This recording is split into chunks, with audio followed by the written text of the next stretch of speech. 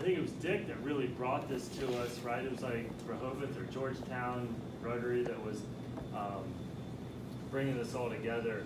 And obviously this was something that our club and I was very passionate about, and I would still want to be involved. I think it was Maureen reached out to me to, you know, still help promote and sell flags. But you know, I think we started this in probably 2012, 13, something like that, maybe before that. And through that process, we had the opportunity to meet Jill, who came in and spoke about her son Brandon, and now has become a very good friend of Rotary. A few years ago, most of you have probably seen it, the interview that Jill and I sat down here for an hour probably just talking about Brandon and about all the things that he accomplished as a Marine, and he was in the Air Force, I think, before that, right? So, yeah, it's become bigger than what we originally wanted it to be, and it allows us to honor our friends, our brothers, our sisters in the community, and not only that, we have somebody obviously very dear to us that has gotten involved. Get in your seat, David. Yeah. We'll go potty when we're done. So, yeah, doesn't go always the way I want it, especially the girl.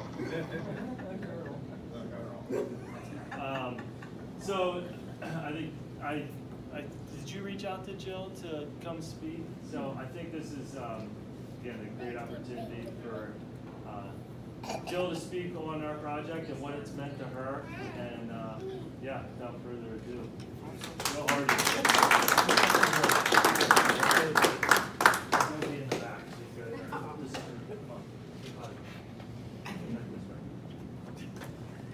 Good morning.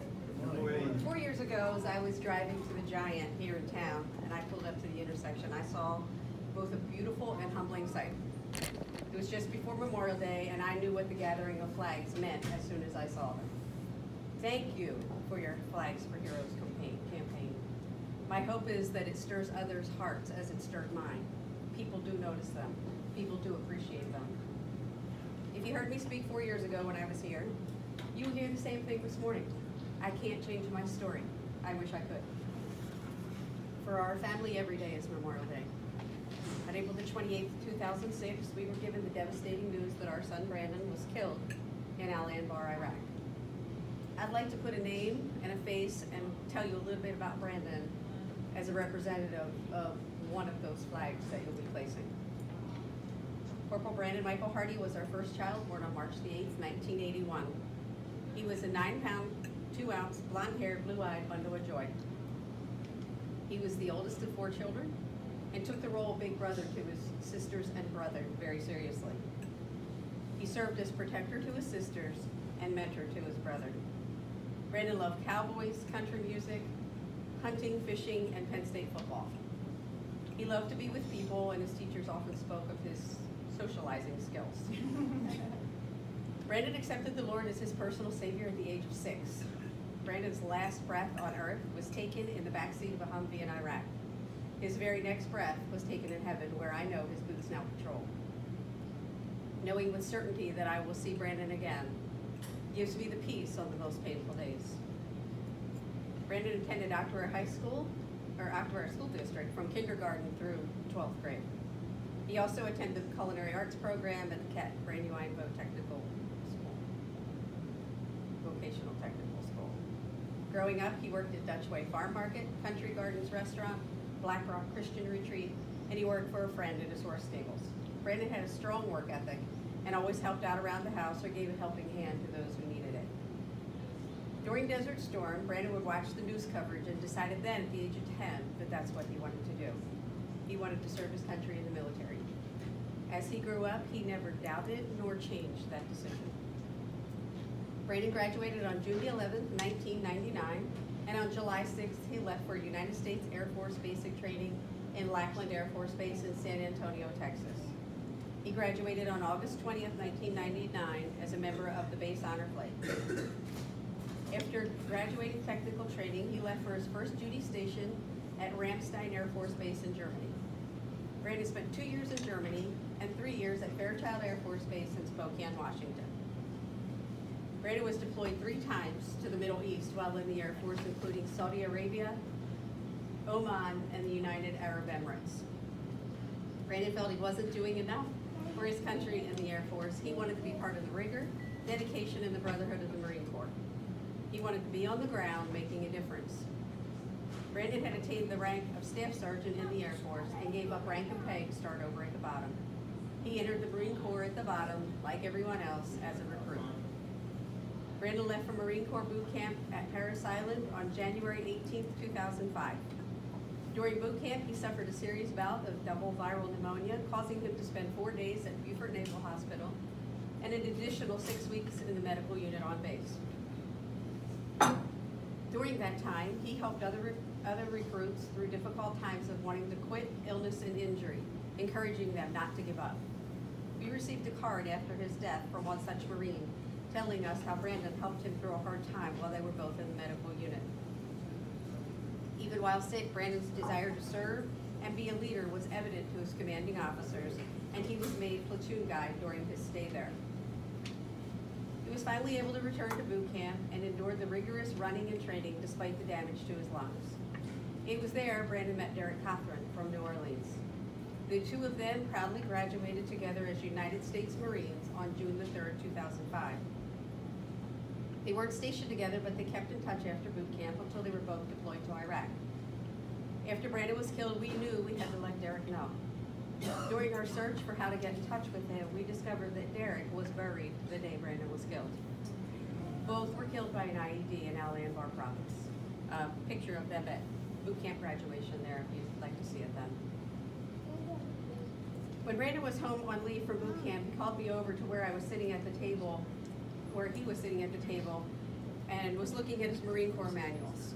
And he said, "This is me, Mom. This is the one I feel." And these words are a whole lot smaller than mine, so. Article 1 of the Code of Conduct. I am an American fighting in the armed forces which guard my country and our way of life. I am prepared to give my life in their defense. Little did I know, in just 10 short months, he would do just that. After combat training at Camp Geiger, he moved on to Camp Pendleton, where he graduated top of the class in amphibious assault training school.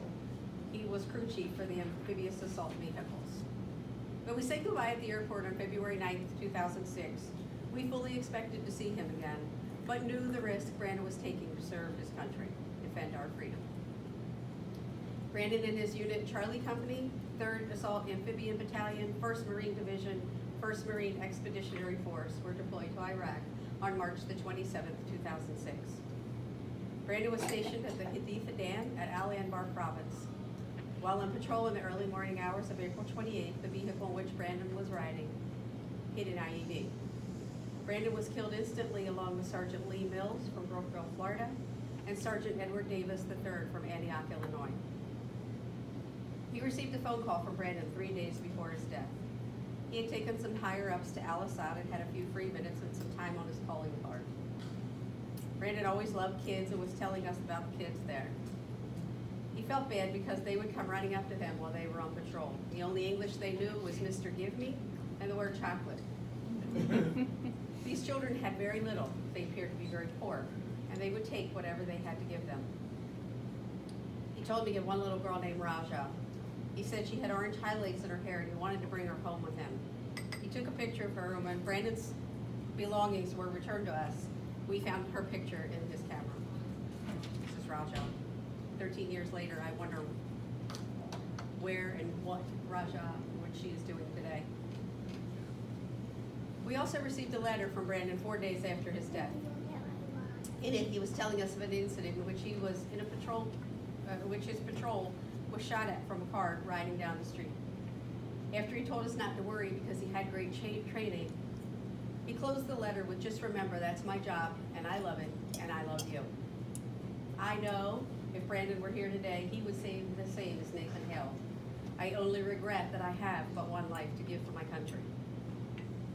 Brandon's life of 25 years, 1 month, and 20 days of awesomeness was ended by a terrorist act. Brandon was in a vehicle, but he didn't die in an accident. He died willingly and proudly serving his country. I knew how Brandon had died, that he was murdered by someone who hated the American way of life. But when Reed received his death certificate and I read the cause of death was homicide, it still took my breath away.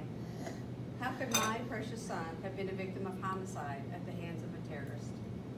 Homicide happens to other people who live in a city, in a bad neighborhood, or dealt drugs or were gang members. Not my son, who was a small town country boy, who played Little League, who listened to country music, who was willingly protecting my freedom and guarding my rights to life, liberty, and the pursuit of happiness. I was not at home when CACO officers pulled in our driveway, but my husband Warren was. And he knew as soon as they stepped out of the unmarked vehicle and marched in formation up our driveway, well, the news they were about to deliver us. No one could possibly be prepared for those words. And when Warren came to my workplace and told me those same words, I couldn't comprehend or believe them. This was a mistake, not my son, not my Brandon. When I asked Warren how they knew it was Brandon, were they sure? Maybe they were wrong. He showed me the photocopy of Brandon's dog tags that they gave him when he asked that same question. I didn't want to tell anyone. Telling would make it real. What if it wasn't true? And maybe, just maybe, if we did tell them, it wouldn't be true. This was not really happening. Brandon would surely call and say there had been a terrible mistake. No one had died that day. That call never came, but his body did. My son was brought home to me in a flag-draped coffin. I've always been a patriot, but I will tell you, flags have a whole new meaning now. We received the news of Brandon's death on a Friday. His body arrived at Dover Air Force Base on Sunday evening. After an autopsy and the burial preparations, he was brought home to Chester County on Wednesday morning. When Brandon's body came through our town of Cockerville on his way from Dover to the funeral home, people heard about it and they lined the intersection near our home. Our school bus company brought a bus out with a flag hanging from the window. We asked to be driven by the school one last time, where my co-workers were standing out in support and yellow ribbons lined the yard. This was just a taste of what was to come. Brandon's viewing was Thursday evening and he was buried on Friday, May the 5th. The distance from the funeral home to the church where Brandon's viewing and funeral took place was a little over 8 miles. The entire 8+ miles was lined with people holding flags and signs in honor of Brandon. There were yellow ribbons on telephone poles and flags lining people's yards. Fire companies and police departments from all over Lancaster and Chester County brought their vehicles out. We wanted to get out and thank and hug every one of them. Even the funeral director, who was an older gentleman at that time, said he had never seen anything like it. We also had a call from the Patriot Guard asking permission to be at the funeral. The state police had contacted them because they were told the Westboro Church protesters were planning on coming. They never came, but this awesome group of men and women on motorcycles formed a path holding flags ready to protect us from these misguided people who hold up signs that say, "Thank God for dead soldiers." On October 19th, 2006, Brandon's unit returned from Iraq and we were there to welcome them home. Brandon spoke often of the bond and the brotherhood of the Marines. It was during this trip that we understood that bond. The unit arrived late at night, and after many long hours of traveling from Iraq, they stood in line to hug us and cry with us over the loss of their friend and brother. Brandon, along with Sergeants Davis and Mills, gave the ultimate sacrifice. At the memorial service held for them a few days after their unit returned to California, we saw compassion that few will ever witness. Hundreds of Marines in their desert camo paid tribute to 3 fallen heroes that day. They wept shamelessly as bios were read, personal tributes were paid, and the final roll call was taken and unanswered.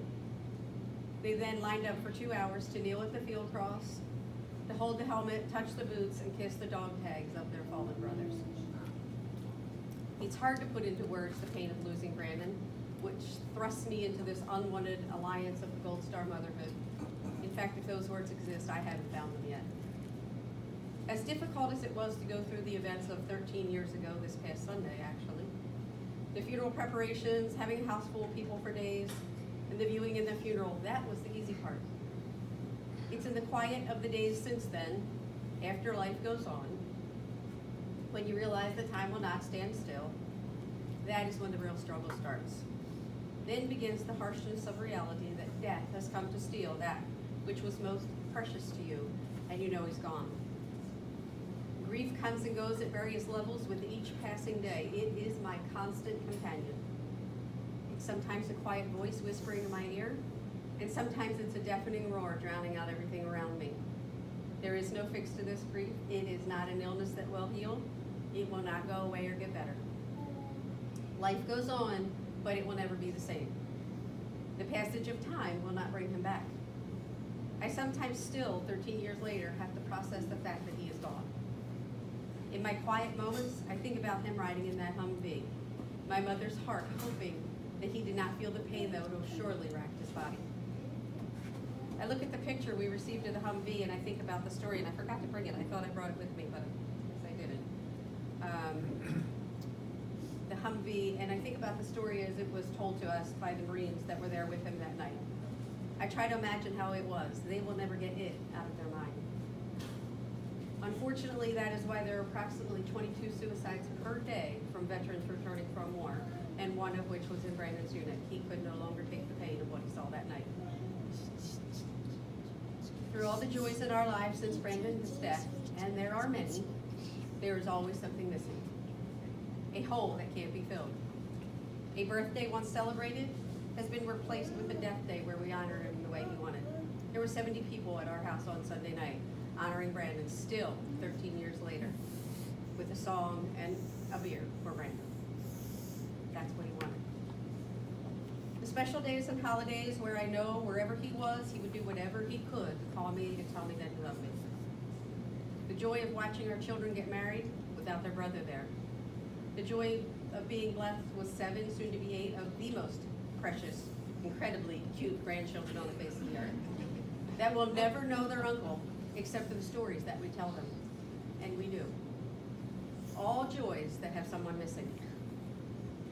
Being a Gold Star mother has enabled me to meet people I would not have otherwise met. At the top of my list are my friends in the military. I've also met Rick Springfield, although not my genre of music. He used Brandon's picture in his Christmas song, Christmas with You. It's a song and a video honoring fallen soldiers from the Iraq War. Trace Atkins, we talked about Brandon at his concert at the American Music Theater.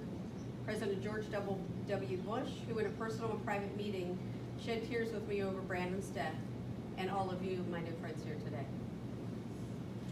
I've also met other Gold Star mothers who understand our pain, and countless vets who never cease to amaze me with their compassion and kindness to us. These are men who have endured the harshness of war in World War II, Korea, Vietnam, Desert Storm, the Iraq and Afghanistan War on Terror.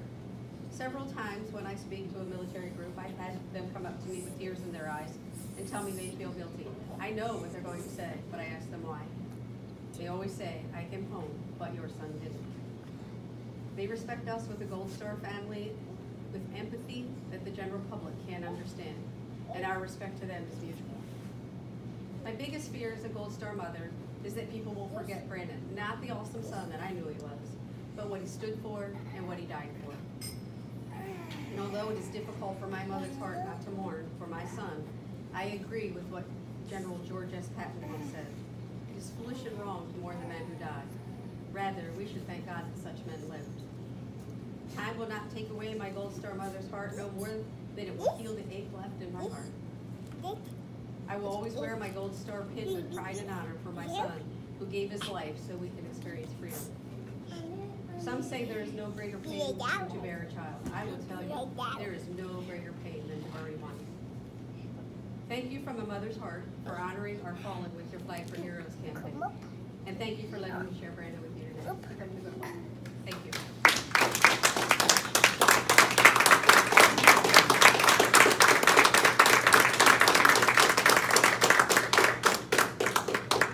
I'd like again to thank Jill for sharing her story with us. I'd like everybody to stand in a moment of silence. Brandon, the fallen, and all the other heroes that have fallen in the cause of our country.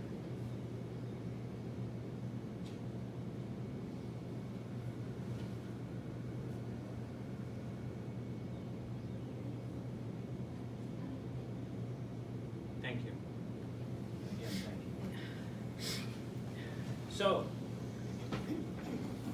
with our Flags for Heroes,